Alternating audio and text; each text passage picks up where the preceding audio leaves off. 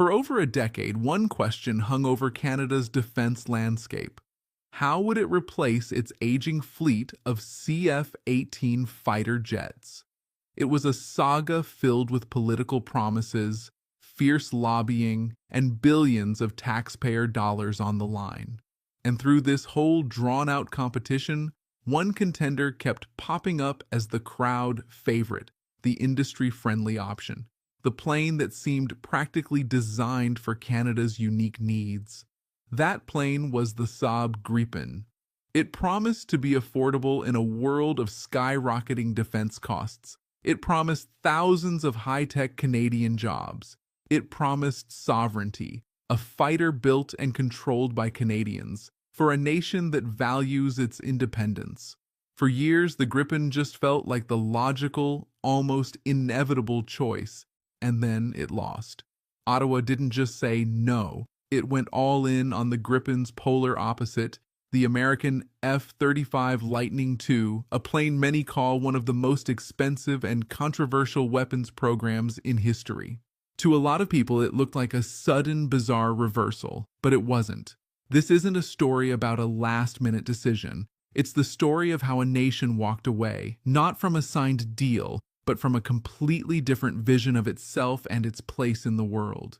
It's a story about the huge, unseen pressures that shape the fates of nations, pressures that work in quiet hallways of power, far from the public eye. This is the story of how alliance politics, industrial realities, and the overwhelming gravity of a superpower made the F-35 an offer Canada just couldn't refuse. To get why the final decision was such a shock, you have to understand why so many people thought the Gripen was a lock. On paper and in the court of public opinion, Saab's offer wasn't just competitive, it was compelling. It hit on all the biggest anxieties Canadians had about buying military gear: cost, jobs, and sovereignty. Let's start with the big one: money. Fighter jets are famously expensive, not just to buy, but to keep flying. This is where the Gripen's pitch was strongest. Now, getting a true apples-to-apples cost comparison is notoriously tricky, but the gap was seen as massive. Some older estimates pegged the cost per flight hour for an F-35A at over $33,000, though recent U.S. targets aim for closer to $25,000. In stark contrast, Saab's own marketing figures for older Gripen models were as low as $4,700 per hour, while independent analysts placed the newer Gripen E, the one offered to Canada, somewhere between $8,000 and a high-end estimate of $22,100. Even at the higher end, over a 30-year lifespan, the savings would have been in the billions. For a country with a huge territory to patrol and a history of watching its wallet, that was a powerful argument. But Saab's offer was more than just a lower sticker price. It was a full-blown industrial plan meant to win over Canada's economic heartland. The promise was bold. If Canada picked the Gripen, a huge chunk of the plane would be built in Canada by Canadians. Saab committed to a massive transfer of technology and new facilities, including a Gripen Center in Montreal. The whole pitch was framed as a made-in-Canada fighter, a direct partnership with major players like CAE, IMP Aerospace, and GE Canada. The job numbers tied to this were electric.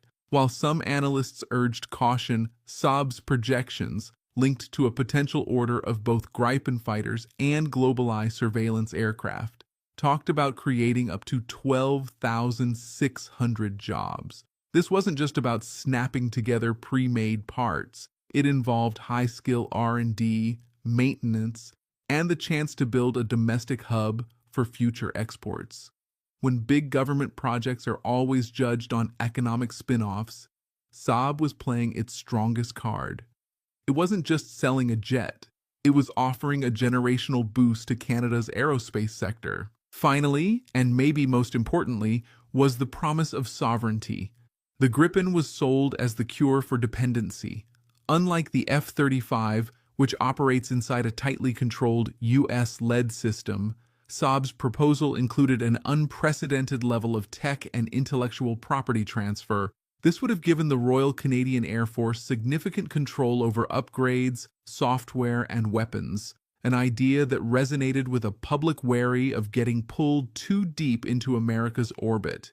For a middle power living next door to a superpower, the ability to maintain and adapt your own gear without asking for permission isn't a small thing.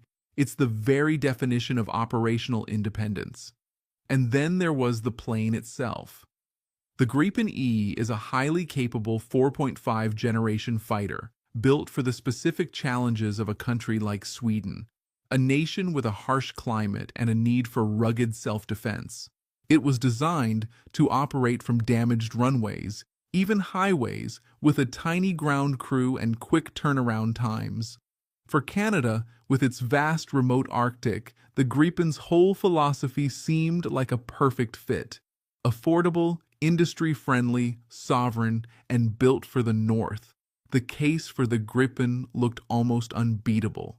It wasn't just a good choice. For many, it was the only one that made sense for Canada. While the Gripen's story was all about compelling promises, the F-35's was about immense, pre-existing power. The F-35 didn't need a flashy sales pitch. It was backed by the most powerful military and industrial forces on the planet. To understand why it won, you have to look past the brochures and into the deep, structural realities of Canada's position in the world. The first and most important factor is capability. The Gripen E is a fantastic aircraft, but the F-35 is a true fifth-generation stealth fighter. That's not just marketing speak. It represents a quantum leap in battlefield awareness, sensor fusion, and survivability. Its stealth characteristics are designed to make it nearly invisible to enemy radar, letting it go places that would be lethal for a non-stealth jet. But its real superpower is its role as a flying data hub. The F-35's advanced sensors and networking capabilities allow it to slurp up, process, and share huge amounts of information with other assets, on the ground, at sea, and in the air. In the eyes of military planners, this makes it not just a fighter, but the central node in a future battlefield network. For a Canada looking at the modernization of NORAD and the growing sophistication of potential adversaries, the argument that only a fifth-gen fighter could guarantee relevance for the next 40 years was incredibly persuasive. The Department of National Defense's own evaluation ultimately ranked the F-35 as the top bidder on this crucial metric. The second force was the iron law of interoperability. Canada's defense is completely intertwined with that of the United States. NORAD is the most integrated joint command in the world, and Canada is a founding member of NATO. In that context, being able to fight seamlessly alongside American forces isn't a nice-to-have. It's a non-negotiable requirement. And the F-35 is the cornerstone of future air power for the U.S. and most key NATO allies. It operates on a closed, highly secure data network known as MADL, which lets F-35s share a rich picture of the battle space with each other in a way that's invisible to everyone else. While the Gripen is fully NATO-compatible and uses standard networks like Link 16, it can't get into the F-35's exclusive data club. Choosing a non-F-35 jet meant risking a lower level of information access in any major Allied operation. The pressure from Washington, both spoken and unspoken, was clear. To be a full partner in defending the continent, Canada needed to be on the same platform. The third and often forgotten factor was industrial reality. While Saab was promising to build an industrial base in Canada, Lockheed Martin already had one. Canada has been a partner in the F-35 program since 1997. By the time the final decision was made, over 100 Canadian companies were already building critical parts for every single F-35 that rolled off the assembly line. These weren't small-time contracts. They represented billions in economic activity and thousands of high-tech jobs that already existed. Choosing the Gripen wouldn't just have meant gaining the jobs Saab was offering, it would have meant risking the loss of the F-35 work Canadian companies already had. Faced with a choice between a hypothetical industrial future with Saab and the established, lucrative reality of the F-35 supply chain, the path of least resistance was clear.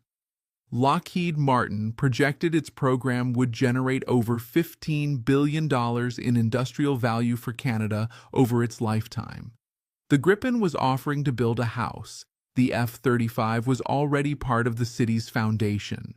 When you combine the military's preference for fifth-gen tech, the immense strategic pressure for alliance interoperability, and the sunk costs of decades of industrial integration, the F-35's victory starts to look less like a surprise and more like an inevitability. One of the most stubborn myths in this whole saga is the image of a last-minute betrayal, a moment where Ottawa, ready to pick the Gripen, suddenly switched to the F-35. The idea of Canada walking away from a deal is dramatic, but it's just not what happened.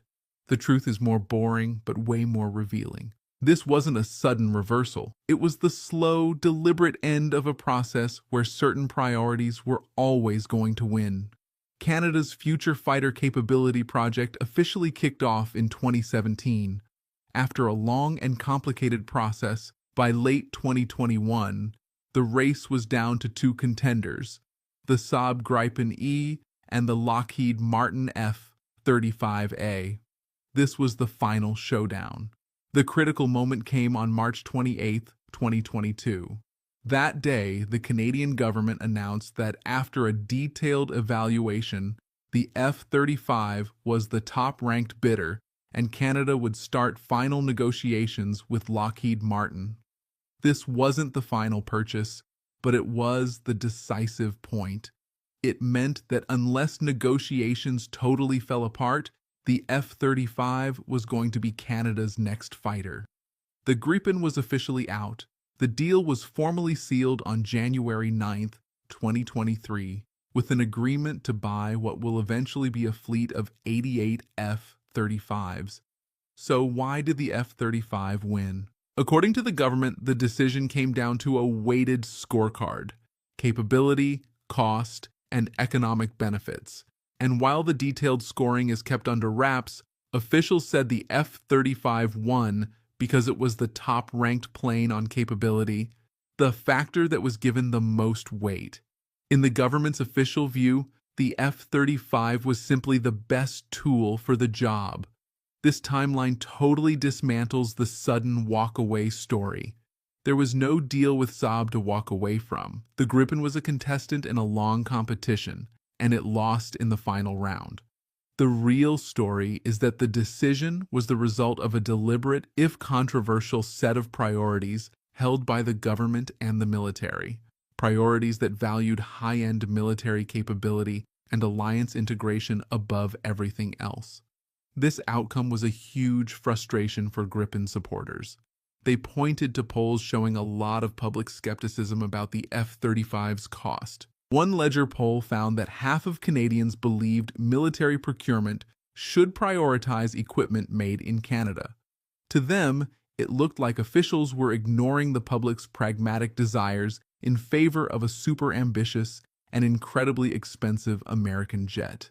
The decision wasn't a change of heart, but the confirmation of a long-held bias inside the defense establishment toward the plane that offered the deepest ties to Canada's most important ally. If the F-35's victory was sealed by a formal evaluation, the reasons it was the favorite go much deeper than any score sheet. Choosing a fighter jet is never just a technical decision. It's a deeply political act with huge strategic consequences. For Canada, the choice was ultimately shaped by the immense, often unspoken pressure that comes with being a key partner in the American defense world. Washington didn't need to issue public threats because its entire defense architecture creates a gravitational pull that's almost impossible to escape. This pressure was clearest in the context of NORAD modernization. As threats to North America evolve, from new cruise missiles to hypersonic weapons, the US and Canada have started a massive, multi-billion-dollar overhaul of the continent's defenses. From Washington's perspective, the F-35 isn't just a plane, it is the central sensor and node in this new system. U.S. officials made this point over and over. The message was consistent. A seamless defense requires seamless interoperability. At one point, the U.S. ambassador warned that if Canada backed away from the F-35, the NORAD pact would have to be altered, and the U.S. would have to fill the gaps by flying its own jets in Canadian airspace more often. These weren't hostile threats, but a far more powerful kind of leverage, a reminder that the shared security blanket Canada relies on has a price, and that price is alignment. Choosing the F-35 was a signal that Canada intended to stay in the innermost circle of U.S.